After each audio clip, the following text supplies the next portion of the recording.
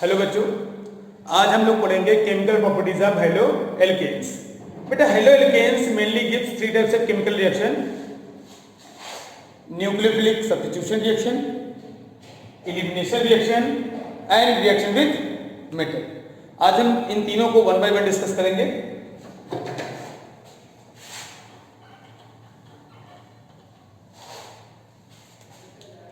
Nucleophilic substitution reaction, बेटा nucleophile क्या होता है? इलेक्ट्रॉन डिसेंटर होता है। न्यूक्लियोफाइल इलेक्ट्रॉन डिसेंटर होता है सबस्ट्रेट मॉलिक्यूल के उस पॉइंट पर अटैक करता है जहां इलेक्ट्रॉन की डेंसिटी कम होती है। क्लास 11 के मैकेनिज्म में न्यूक्लियोफाइल, इलेक्ट्रोफाइल सब बताए गए हैं। और ये halo alkane nucleophilic substitution reaction क्यों देता है, हम उस पर पहले फोकस करते हैं। बेटा देखो, इन haloalkane carbon atom attach to the electronegative halogen atom. Halogen ज्यादा इलेक्ट्रोनेगेटिव है तो सेट पे इलेक्ट्रॉन को अपने तरफ पुल करेगा। तो बेटा halogen acquires partial negative charge and carbon acquires partial positive charge. Means carbon becomes electron deficient centre due to presence of positive charge. It provide a facility to attack of nucleophile. और कौन सी nucleophile attack करेंगे? जिसकी potential, जिसकी strength इस halide and से stronger होगा। एक stronger nucleophile जब इस एल्केलाइड के अप्रोच में आएगा वो कहां अटैक करेगा? जहां इलेक्ट्रॉन की डेंसिटी कम होती है, कार्बन एटम पे, इस पे अटैक करेगा। ठीक है, इनके भी जैसे नया बॉन्ड बनना शुरू होगा, ये पूरा का पूरा इलेक्ट्रॉन पे लेके निकल जाएगा। तो एक कार्बन और न्यूक्लियोफाइल के बीच नया बॉन्ड बनता है और पुराना बॉन्ड हैलाइड एंड पूरा इलेक्ट्रॉन पेयर लेके निकल जाता है। तो such reaction in which a stronger nucleophile replaces weaker nucleophile from their compound is known as nucleophilic substitution reaction. And the atom or group of atom, यहाँ halide ion है, group of atom which depart by taking shared by electron. इसको क्या बोलेंगे बेटा? इसको बोलते हैं हम लोग लीविंग ग्रुप, लीव करके जा रहा है।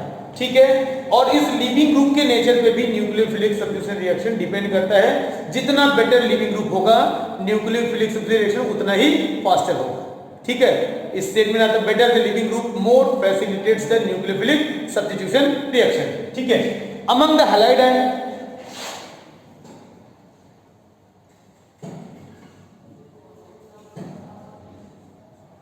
among the halide and order of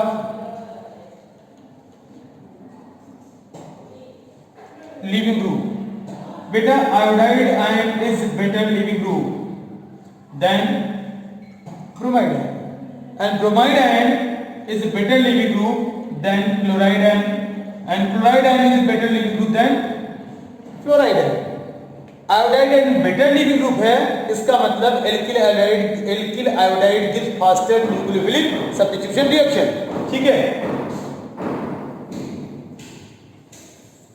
so reactivity of alkyl halide towards nucleophilic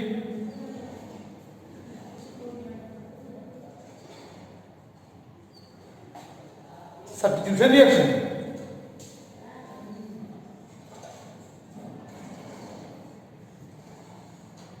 Alkyl iodide is more reactive than alkyl bromide, and alkyl bromide is more reactive than alkyl chloride. And which one is more reactive than alkyl chloride?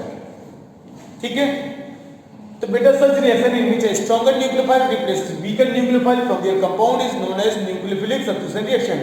And the atom or group of atom which depart by taking its share by electron is known as leaving group. ठीक है, better the leaving group more facilitates the nucleophilic substitution reaction.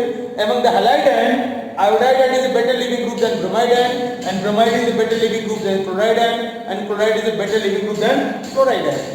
ठीक है, so on this basis reactivity of alkyl halide, alkyl iodide is more reactive towards nucleophilic substitution than alkyl bromide, and alkyl bromide is more reactive than alkyl chloride.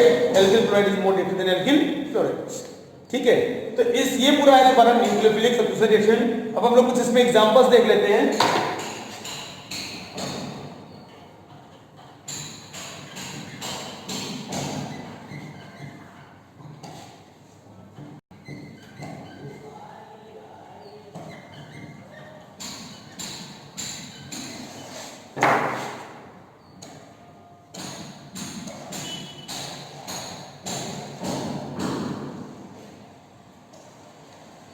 Some important example of nucleophilic substitution reaction.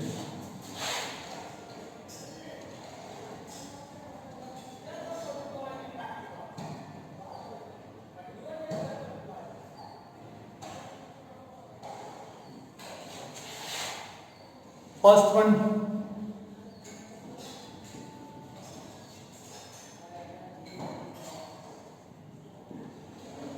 formation of alcohol. Alcohol कैसे बनेगा बेटा?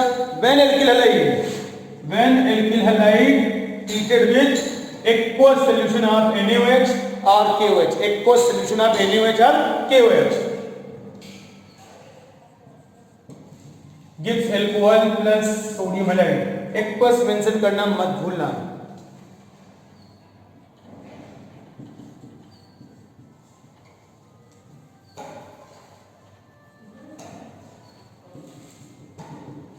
कोई भी halide group हो सकता है, कोई भी अल्काइल ग्रुप हो सकता है, बट रिएक्टिविटी क्या है, कैसे है, वो मैकेनिज्म हम लोग डिटेल में डिस्कस करेंगे। फिलहाल अभी एग्जांपल्स हम यहाँ डिस्कस करते हैं और भी बहुत सारे एग्जांपल्स है बेटा।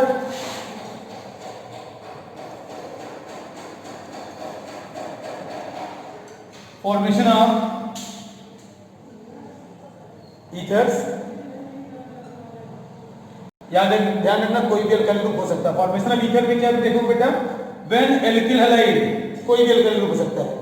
When alkyl halide treated with sodium alkoxide, sodium alkoxide, here alkoxide ion act as a nucleophile. इसमें क्या था, hydroxide ion act as a nucleophile, यहाँ पे alkoxide ion act as a nucleophile. तो when alkyl halide treated with alkoxide ion gives corresponding ether. This reaction is also known as Williamson synthesis। ये ether की method preparation तुम लोग detail पढ़ोगे भी। इस रिएक्शन को हम विलियमसन सिंथेसिस के नाम से भी जानते हैं, ठीक है। तो यहाँ ये भी एक एग्जांपल है न्यूक्लियोफिलिक सब्स्टिट्यूशन रिएक्शन का।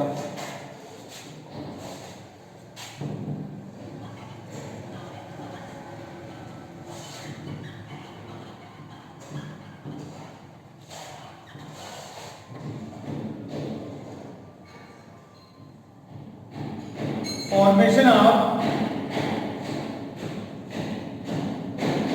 एल्केन नाइट्राइल, आईपीसी नेम या कॉमन नेम इसको बोलते हैं एल्काइल साइनाइड। क्या बोलते हैं, एल्काइल साइनाइड। तो बेटा when alkyl halide treated with alcoholic NaCN और KCl, पोटेशियम साइनाइड और sodium cyanide. When alkyl halide treated with sodium cyanide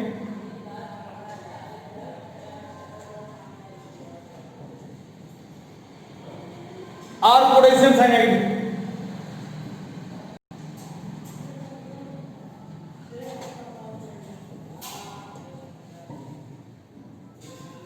gives corresponding alkane nitrile, IUPAC name common name alkyl cyanide. हम examples, तुम्हें example यहाँ लिख बताते हैं। CH3 CH2Cl treated with potassium cyanide, it gives CH3 CH2 KCl। इस compound क्या बोलेंगे बेटा, कॉमन सिस्टम में ethyl cyanide, but IPC system में इसके कार्बन को भी काउंट करोगे फंक्शनल ग्रुप के, इसका आईपीसी नेम होगा प्रोपेन नाइट्राइल, ठीक है। और ये रिएक्शन बताने के एक मोटो है। अगला रिएक्शन देखो, चीजें समझ में आएंगी। Third example and fourth is formation of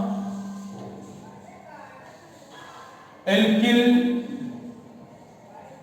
carbylamine या फिर एल्काइल आइसोसाइनाइड।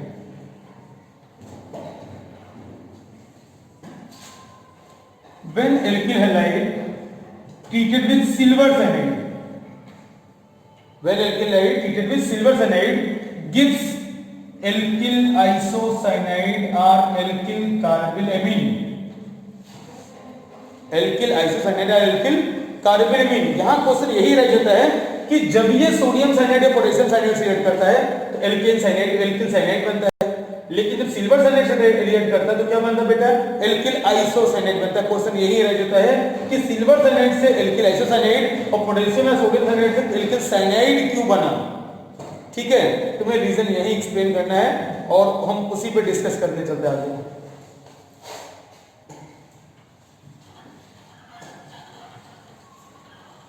अब यहां ध्यान देना बेटा, cyanide ion is ambient nucleophile. Ambident nucleophile, the nucleophile which have two donor site but can react one of them. There is a negative charge on carbon atom. Reaction can occur either through carbon atom and lone pair electron on nitrogen atom. So reaction can also occur either or nitrogen atom. Reaction can occur either through carbon or nitrogen atom. ठीक है, क्योंकि ambient nucleophile है, reaction carbon और nitrogen दोनों में से किसी एक से हो सकता है। जब कार्बन से रिएक्ट करेगा तो एल्किल साइनाइड और जब नाइट्रोजन से रिएक्ट करेगा एल्किल आइसोसाइनाइड। क्वेश्चन यही रह जाता है यहां कार्बन से क्यों रिएक्ट कर रहा है और यहां नाइट्रोजन से क्यों रिएक्ट कर रहा है, ठीक है। तो अब इस पे आगे डिस्कस करते हैं हम लोग। बेटा ध्यान देना, जो sodium cyanide and potassium cyanide is ionic compound. Sodium cyanide and potassium cyanide is ionic compound, whereas silver cyanide is a covalent compound. जब कोई alkyl halide CH3 CH2 Br ये NaCN या KCN से रिएक्ट करेगा, there is negative charge on carbon atom and lone pair electron on nitrogen atom. According to principle, reaction can occur either through carbon atom or nitrogen atom, ठीक है, because both are electron decenter and both act as a nucleophile. So reaction can occur either through carbon atom or nitrogen atom. Carbon से भी इस carbon attack करेगा, इससे alkyl hide alpha carbon पे, और nitrogen पे लोन पे इलेक्ट्रॉन है, nitrogen के थ्रू भी अटैक कर सकता है। But in actual reaction occurs through carbon because carbon carbon bond is more stable then carbon nitrogen bond. Carbon carbon bond की स्टेबिलिटी ज्यादा होती है कार्बन नाइट्रोजन के रिस्पेक्ट में, इसलिए रिएक्शन प्रेफरेंसली कार्बन के थ्रू होता है। जब एल्किल हाइड किससे रिएक्ट करता है, सोडियम साइनाइड से, तो प्रेफरेंसली कार्बन के थ्रू होता है। प्रोडक्ट क्या बनेगा, CH3 CH2 एल्किल साइनाइड बन गया, ठीक है। लेकिन बेटा जब सेम रिएक्शन सबस्ट्रेट मॉलिक्यूल जब रिएक्ट करता है सिल्वर साइनाइड से, ये तो आयनिक था, कार्बन पे negative charge, nitrogen lone pair electron, लेकिन ये तो कोवलेंट है। कोवलेंट में there is no negative charge on carbon atom, तो कार्बन या न्यूक्लियोफाइल जैसा बिहेव ही नहीं कर सकता सिल्वर साइनाइड केस में। तो only lone pair electron available on nitrogen atom act as a nucleophile, so reaction occurs through nitrogen atom. तो रिएक्शन नाइट्रोजन के यानी कि जो ये लिंक करेंगे नाइट्रोजन के थ्रू लिंक करेंगे, तो प्रोडक्ट क्या बनेगा, CH3 CH2 N triple bond C plus AgBr, product क्या बन गया, एल्किल आइसोसाइनाइड, ये एल्किल साइनाइड। तो मेन कॉन्सेप्ट समझ में है, cyanide and ambient nucleophile, reaction can occur either through carbon atom और नाइट्रोजन एटम, ठीक है, और रेजोनेंस स्टेबलाइज्ड भी है। जब ये सोडियम या पोटेशियम साइनाइड से रिएक्ट करेगा, sodium and potassium cyanide is ionic compound, in that case there is negative charge on carbon atom and lone pair electron on nitrogen atom. So according to principle, reaction can occur either through carbon atom or nitrogen atom, but in actual practice reaction occurs through carbon atom.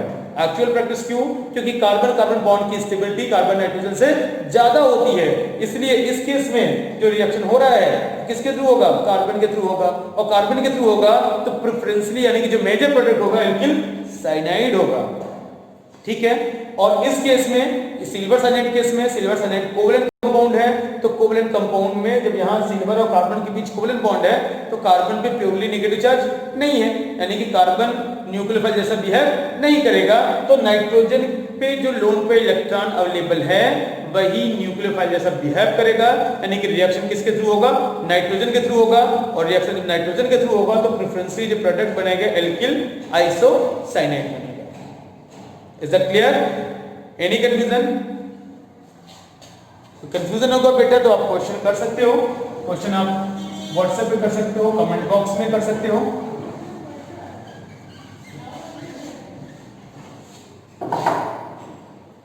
अब जो इसके बाद का जो topic examples, main वो examples बताने का मोटो यही था, जो एल्केन न्यूक्लियोफाइल।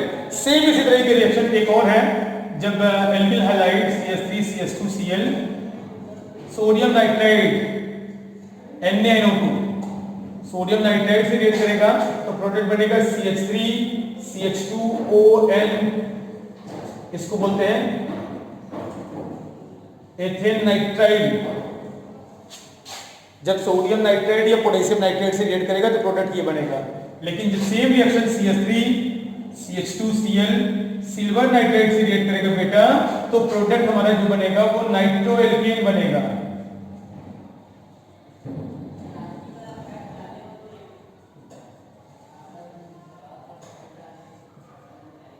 नाइट्रोएल्केन, यहां भी सिचुएशन ऐसी ही है कि ये नाइट्राइड ग्रुप क्या होता है? ONO या ambident nucleophile. Ambident nucleophile reaction can occur either through one of the oxygen atom और nitrogen atom. One of the oxygen atom, क्योंकि ऑक्सीजन पे एक भी लोन पे इलेक्ट्रॉन, एक पे नॉट नेगेटिव चार्ज, उस पे भी लोन पे इलेक्ट्रॉन है, और नाइट्रोजन पे भी लोन पे इलेक्ट्रॉन है। तो रिएक्शन ना ऑक्सीजन के थ्रू भी हो सकता है, रिएक्शन नाइट्रोजन के थ्रू भी हो सकता है। जब रिएक्शन ऑक्सीजन के थ्रू होगा, जब रिएक्शन ऑक्सीजन के थ्रू होगा, प्रोडक्ट क्या बनेगा? Alkene nitride. यहाँ एथेन लिया है, एथाइल, इसलिए एथेन लिखा हुआ है, कोई भी अल्काइल ग्रुप हो सकता है, तो ethane alkane nitride, in case ethane nitride. और जब सोडियम नाइट्राइड होगा रिएक्शन, तब यहाँ पे नाइट्रोजन के थ्रू होगा, यानी कि रिएक्शन जब नाइट्रोजन के थ्रू होगा तो क्या बनेगा? नाइट्रो एल्केन बनेगा। अब ऐसा क्यों हुआ, इसको भी देख लेते हैं हम लोग।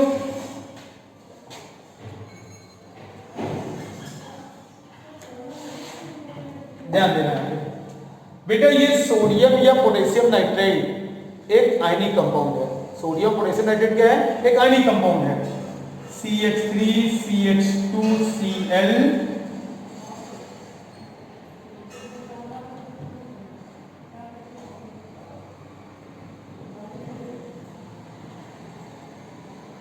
नेगेटिव चार्ज, यहाँ पे इन दोनों लोन पे इलेक्ट्रॉन।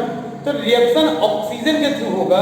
ऑक्सीजन के थ्रू इसलिए होगा क्योंकि यहाँ पे नेगेटिव चार्ज है, जहां पे नेगेटिव चार्ज का इलेक्ट्रॉन की डेंसिटी ज्यादा होती है, तो रिएक्शन प्रेफरेंसली, ये मतलब बेटर न्यूक्लियोफिलिक सेंटर है, तो इस रिएक्शन प्रेफरेंसली किसके थ्रू होगा? नाइट्रोजन ऑक्सीजन के थ्रू होगा। तो प्रोडक्ट बनेगा CH3 CH2ON एल्केन नाइट्राइड। लेकिन जब यही रिएक्शन हम यहां पे सिल्वर नाइट्राइड लेते हैं, सिल्वर नाइट्राइड, तो silver nitride is a covalent compound. There is no negative charge on oxygen atom, but the lone pair electron available है।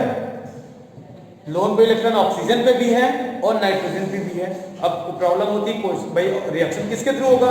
ऑक्सीजन नाइट्रोजन दोनों पे लोन पे इलेक्ट्रॉन है। यहाँ स्टेबिलिटी का भी फैक्टर नहीं है क्योंकि दोनों सेम एटम तो है नहीं। अब यहाँ पे किसका इलेक्ट्रॉन इजिली अवेलेबल होगा? तो नाइट्रोजन का इलेक्ट्रॉन पेयर बेटा इजिली अवेलेबल होगा, because nitrogen is less electronegative than oxygen atom. तो जो इलेक्ट्रोनेगेटिव होता है इलेक्ट्रॉन को पुल करता है, लेकिन जो लेस इलेक्ट्रोनेगेटिव है उसमें इलेक्ट्रॉन पुल करने की टेंडेंसी नाइट्रोजन में ऑक्सीजन से कम होती है। यानी कि नाइट्रोजन का इलेक्ट्रॉन इजिली अवेलेबल होता है फॉर द रिएक्शन, इसलिए नाइट्रोजन ही रिएक्शन नाइट्रोजन के थ्रू होगा। प्रोडक्ट क्या बनेगा? CH3 CH2 and double bond O and covalent bond। Is it clear? ये फैक्टर है। अब अगले लेक्चर में हम लोग मैकेनिज्म पे डिस्कस करेंगे, mechanism of nucleophilic substitution reaction. Okay, फिर तब तक के लिए टाटा बाय बाय बेटा, अगले क्लास में मिलते हैं। फिर इस पे इसके मैकेनिज्म के लिए थोड़ा सा तुम लोग 11 की कॉन्सेप्ट स्टडी कर लो, फिर पढ़ने में और मजा आएगा।